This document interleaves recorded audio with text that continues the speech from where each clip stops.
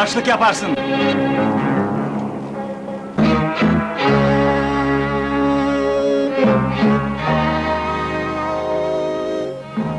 Haklısın asker arkadaşım. Enis Fosforoğlu 14 Haziran 1948 yılında dünyaya gelir. Sanatçı Renan Fosforoğlu ve Mualla Kavur'un oğlu olan Enis Fosforoğlu'nun teyzesi Belkıs Dilligil'dir. Sanat kökenli bir aileden gelmektedir. Tiyatro ve dublaj sanatçısı Ferdi Mertel'le kardeştirler. Kızı da tiyatro sanatçısı Seren Fosforoğlu'dur. Galatasaray Lisesi'nden sonra Ankara Devlet Konservatuvar sınavlarına girer ve kazanıp 5 yıl sonra 1975'te Ankara Devlet Tiyatrosu yüksek mezunu olarak eğitimini tamamlar. Kapıdan girerken zaten böyle beni bir götürdün çok önceki yıllara. Farklı bir dünyadır Galatasaray. İşte bu okulda delikanlılığa kadar yıllarım geçti. Sonra konservatuvara ve hayatımı tiyatroya adadım. 1970-76 yılları arasında Devlet Tiyatroları Genel Müdürlüğü'nde görev yapar. 1977'de televizyonda ünlenir ve devlet tiyatrolarından istifa edip İstanbul'a döner. 2 yıl müzikollerde ve değişik tiyatro toplulukları içinde rol alır. Kendi adına 1980 yılında tiyatro kurarak uzun yıllar birçok sanatçının yetişmesine katkıda bulunur. Bir röportajında ben tiyatroya gönül enayiliği ediyorum. Parayla açılamaz tiyatro, belli bir enayiliği gerektiriyor. 4 yıl önce 200 bin liram vardı. Gazinodan kazanmıştım. Sinema, tiyatro var, para yok. Ne yapıyorsun orada ne? Bir şey yapıyorsun. Evet, kemik yiyen köpek resmi efendim. Kemik yiyen köpek. Bakayım. Kemik yiyen köpek. Burada kemik yok. Köpek yemiş efendim. Köpek de yok. Köpek kemiği yemiş, niye dursun ki, gitmiş. Doktor Bey, sizi kendime çok yakın buluyorum. Sağ ol. Tiyatro bir üst yapımı kurumudur. İnsana anlattığı için halka seslenmek zorunda diye aktarır.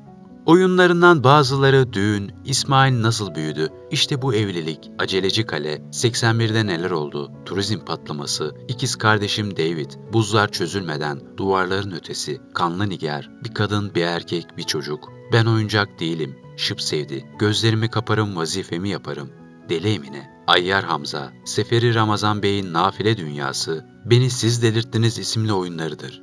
Sanatçı Avni Dilligil ve Nisa Serezli'ye adeta tapar, onları çok sever. Enis Fosforoğlu'yla 5 dakika ve Enis Fosforoğlu'yla 100 dakika adlı büyük ilgi gören radyo programlarına imza atar. Esin Afşar'ın yorumladığı Arabeske İnat şarkısının sözleri de sanatçıya aittir. Sinema filmleri çeviren sanatçı senaryo ve yönetmenlik denemesi de yapar. TRT FM ve Halk TV Radyo'da radyo programları yapar ve tiyatro üzerine dersler verir. Eşi Serda Fosforoğlu'nu 2001'de kanser nedeniyle kaybeden sanatçının Seren ve Eren adında 2 çocuğu vardır. Sanatçı kendisiyle yapılan bir röportajında şöyle der: "Açıklığa ve dürüstlüğe önem veririm. Çok sakin görünüp anlık sinirlenebilirim. Hatta çok sinirlenirim. Meslek dışı davranışlarımda dalgınımdır. Biriyle konuşurken bile kafamda bir sahne, bir skeç geçiyorsa ona gülerim. Adam anlattıklarına güldüğümü sanır. Kuvvetli görünen duygusallardanım. İçten bir görüntüm var ama turnelerde ve oyundan sonra içerim. Evde kesinlikle içmem. Angaryalar hep bana düşer. Şifa bulunmaz bir Galatasaraylıyım. Her şeyi geceleri yazıyorum. Yaptıklarımın yeterince ve değerince anlaşılmamasından çok korkarım. Zaman zaman ikinci bir Enis olup Enis'e bakarım. Açıklıktan yanayım" der. İkinci evliliğini Feride Satıcı ile yapan usta oyuncuya kızı tepki gösterir ve şöyle konuşur evliliği hakkında: "Oyuncu tüp bebek tedavim sürüyor. En kritik 2 günün içindeyim. Tam da bu zamana denk gelmesi süper. 15 sene bekleyip şimdi böyle acele etmesi ilginç. O benim babam. Eski sevgilim değil ki bana inat böyle bir şey yapıyor. İnsan evladının zor günlerinde yanında olur. Şu an ağlıyorum. Yaptığına inanamıyorum" der. Bu dönemde Enis Fosforoğlu'nun Feride Satıcı istemediği için kızıyla görüşmediği ileri sürülür. Bu zorlu sürecin sonunda baba kız tekrar mutlu bir şekilde bir araya gelir ve tiyatro yapmaya devam eder. Sanatçının ilk filmi yönetmenliğini Atıf Yılmaz'ın yaptığı, başrollerinde Yılmaz Güney ve Hülya Koçyiğit'in oynadığı Zeyno filmidir. Filmde birbirine düşman 2 ailenin çocuklarının yaşadıkları aşk hikayesi anlatılır. Battalgil ve Çavuşoğlu aileleri arasında uzun zamandır süren bir kan davası vardır. Bu filmde oyuncu Davut rolündedir. Bizim kusurumuza bakma abla. Sen buraların düzenini bilmezsin. Kabahat bende Davut. Bu düşmanlık biter sanmıştım. Bitmez abla. Ayşe sonra gelir tepsiyi alır. Başrolünde Tanju Gürsu ve Türkan Şoray'ın oynadığı Herkesin Sevgilisi filminin konusuysa yaşlı bir konservatuvar öğretmeni şımarık bir öğrencisi yüzünden işini bırakır ve besteler yapmak için evine kapanır. İlham almak için yaptığı gezide kendini Zeynep adıyla tanıtan bir kızın hem sesini hem de kendini çok beğenir. Zeynep kendisini çoban kızı olarak tanıtır fakat aslında büyük şehrin en gözde sosyete güzellerindendir. Ben gidiyorum. Antrenmandan evvel biraz kestireyim. Gelince gürültü çıkarıp da beni rahatsız etmeyin çocuklar ha. Garson da anahtarı yolla. Onu aldım. Yeşilçam'a ilk başladığı zamanlarda Türk sinemasının güçlü isimlerinin başrol oynadığı filmlerde yer alır.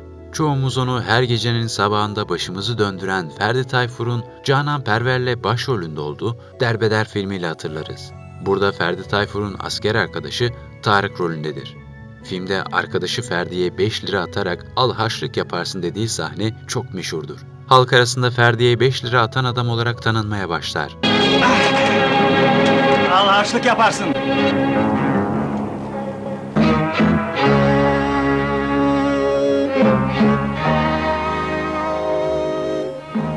Haklısın asker arkadaşım. Çok yönlü olan sanatçı seslendirme de yapmıştır. Seslendirme yaptığı filmler Yayaya Şaşaşa, Şaban Pabucu Yarım, En Büyük Yamuk, Asya'nın Tek Atlısı Baybars gibi filmlerdir. 1978 yılında Levent Kırca ile birlikte TRT'de Siz Olsaydınız Ne Yapardınız isimli bir komedi ve Bizim Sokak isimli bir çocuk programı yapar. Ve son olarak 1995 yılında senaryosunu da kendisinin yazdığı Mutlu Yüz Ailesi TRT ekranlarında izleyiciyle buluşur. Bugünlerde çok düşünceliyim. Bir düşünüyorum sorma. Acaba diyorum kovayla su mu kaynatsam diyorum. Bana da kova yetmez. Ne kovası? Su kovası, su. 2000'li yıllara gelindiğinde ise oyuncu birçok televizyon dizisinde yer alır. Bunlar Arka Sokaklar, Kurtlar Vadisi, Keloğlan, Hırçın Menekşe, Bir Bulut Olsam, Sultan gibi dizilerdir. Yer aldığı sinema filmleri ise Dün Gece Bir Rüya Gördüm ve son olarak da 2014 yılında Pek Yakında sinema filminde oynar. Sanatçının aldığı ödüllerse 1981 yılında En İyi Yönetmen Ödülü, 1989 yılında Gözlerimi Kaparım Vazifemi Yaparım Jüri Özel Ödülü ve 1999 yılında Lions İletişim Ödülünü almıştır.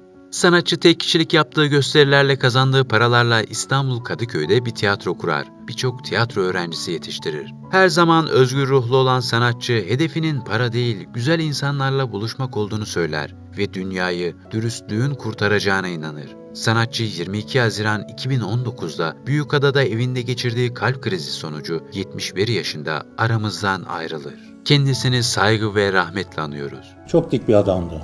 Çok gururlu bir adamdı. Kimseyi kırmazdı. İşini çok iyi yapardı. Çok hassas bir kişiliği vardı. Onun için ona buradan veda etmek çok zor.